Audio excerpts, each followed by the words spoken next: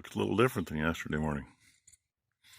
It actually, before I went to bed last night, it was below freezing and foggy. Warmed up overnight. Only 34 this morning when I got up, so. And I think I forgot to shut the hydrant off over there at the end of the machine shed, but yeah, you know, shouldn't have hurt it. I don't see water spewing everywhere. This one over here got shut off. So I really do appreciate all the replies to my question that I asked yesterday. Really only had one that said no, don't. Leave it to some other channels. Well, at the same time, I show the real stuff. I ain't screwing around. None of this hiding everything. You know, there's a lot of things I haven't shown because, well, quite frankly, I know YouTube would have a shit fit about it. And if I thought about this one for quite a while. I mean, Becky and I talked about it probably a year ago. If we ever find the pictures, which I knew about where they were in the shop, and so did she, so she found them. Most of the video is going to be talking about how everything happened. As for the pictures, I mean, they're basically a very, very, very, very overcooked calf. As in, almost 4 times the size he should have been when he was born, if he'd have been born when he should have been. Deformed head because of not having enough room where he was at. And your normal birthing fluids are on the calf. I mean, you know, because mama didn't clean it up. You know, we showed the twins last spring, and we found the extra drained out, mummified head with it. You know, I think we actually showed it. I know we talked about it. I had a couple pictures of it anyway. Whether they made it up or not, I really don't remember. I know, you know, it was part of life. So anyway, thank you for all your answers. Thought about every one of them. To the best of my knowledge, I've answered every one. So I'm not sure when we'll do it. It won't be on one of my regular videos. And it will have a warning on it. And I'll see if I can figure out how to edit a warning up for the thumbnail. And we'll go from there.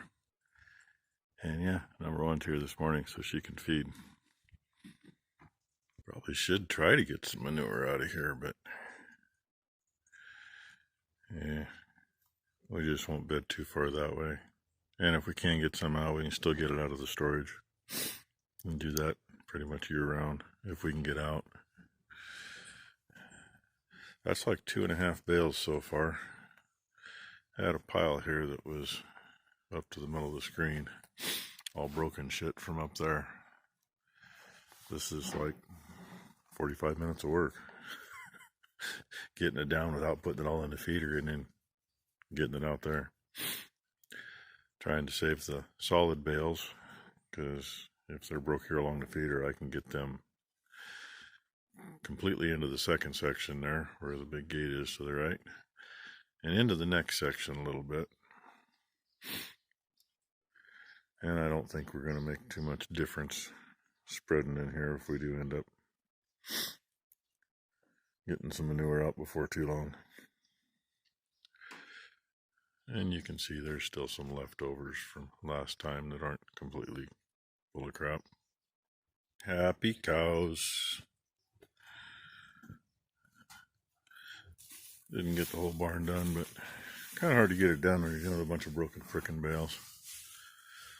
Number one says she's going to clean this mess up after lunch. Actually worked out alright for a little bit. I had some broken ones clear up there. I think there was 3 or 4 of them. So I'd stab a chunk with a pitchfork before I tried to move them.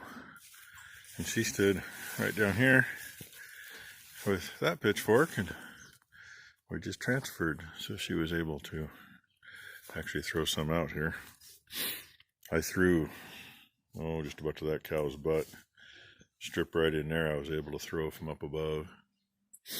But it's kind of hard to throw from up there with a beam right there.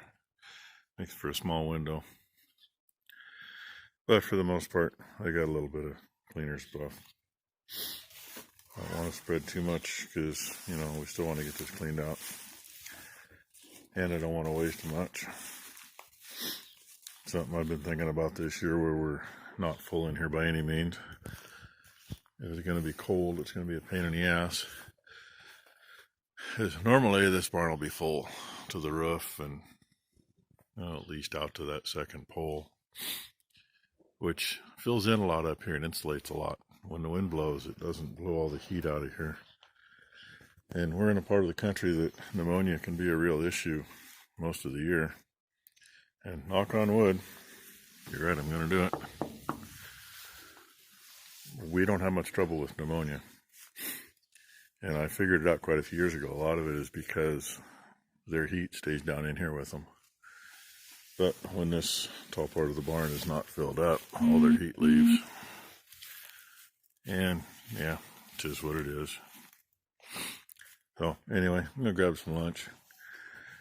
Then probably put some bibs on because it ain't warm enough to be sitting on that machine right there without some insulated clothing on.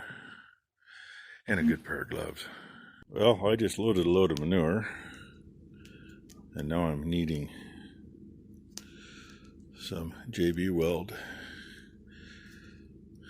for this. So you can see where the solder spot is. That's where the bad spot is. I'm hoping I can get my fingers in there far enough to actually get it pressed in enough. Yeah, I'm not doing a very good job of showing you, am I? Sorry about that. And I'm going to find a stick to finish that. Yeah, there she is. That's the one we run the hydraulic floor on. I hope she's a little closer to the fence than she was last year when she started. I don't want to, if there wasn't as much growth out there, we'd lay her on a little heavier, but I want it to fall through and get protected in by the grass and it'll stay there better. And if you could hear that, there's a bunch of rock in it because part of it's right here below. And between me cleaning the spot out and then her filling it back up with wet stuff, all the rock got worked up. I ain't got a choice. You scoop a little. And my chariot waits for when she gets back. Easiest spot to back in. She got it the first time I got close enough. She didn't get over where I wanted her, but I could work around it. And I'm staying back here so that she can get back on in here and get moved over. That's probably a 24-foot wide hole, but the angle she's got to come in kind of screws that. So it'll take her a couple shots. And I went to fire the Massey up. Batteries are down. If it was 60 degrees out, she probably would have fired. But not at 40 degrees. And I think she might have got herself screwed up here because she actually ended up lower by about 3 inches. It happens. Doesn't help that it's slick here either. Maybe she just screwed up because of the camera. Number 4, I went down and played on the other side of the bridge a little bit. There, now it'll focus better. It doesn't have a screen in front of it. Water comes down that draw and it's filling up on this side between where she's going and the lane. So I put a water bar up there, then put a couple ruts in, try to get where she's going to drain out. That's the lovely thing about this. In some years, right through there will hold water, and some years it doesn't. Last year when we had high water, it washed through there and washed a bunch out. So there's a low spot. Gotta love it. Oh, and you can see what's at the creek. I was going to show you that when I was down there, but she was right behind me coming back up. Maybe I'll run the excavator down tomorrow and pluck that stuff out. We got to pick up what I plucked out before too, because if she screws up where we're going through, or she just went through, the next place we're going to spread is down here below the barn, and that means go through right where all that stuff stacked up down there. So yeah, loads of fun. You can see where she's been up there now. Got a wide enough strip. She's cold. Yeah, it's cold. the heater valves aren't turned on that tractor yet. They might get turned on next time. I hope so. So there's how big a chunk we got out of here. I'm not going to step out any farther because I'm standing on dried crap that's wet underneath. 7 loads. That's good enough for now. Started to sprinkle on her a little bit, but not too bad. That's pretty good timing. I almost got the loader cleaned up. One thing I like to do, even if we're spreading every single day, get it cleaned up. Tires last longer, the whole machine lasts longer. I mean, you know, looks pretty good for a 1984 machine that has really never had much done to it. New water pump, new radiator, adjusted the valves. Did have some pump trouble once, but that was from abuse. And the supply pump bushing went out. Broke 2 drive pump shafts, one right after the other. Kind of an expensive learning process, but luckily our Case IH dealer didn't really stand behind it, but they took a little bit of the brunt. Second time around, I think all I paid for was parts. Of course, that was a new pump and a new shaft for one pump. But here's one reason we quit. It's late enough. It's way darker than it looks in the camera, by the way. A little after 4:30, so late enough. I'm going to finish hosing that thing off and put it away. Oh, she's got to play with Mini Moo, spoiled cows. I don't know. Anyway, thanks for watching, everybody.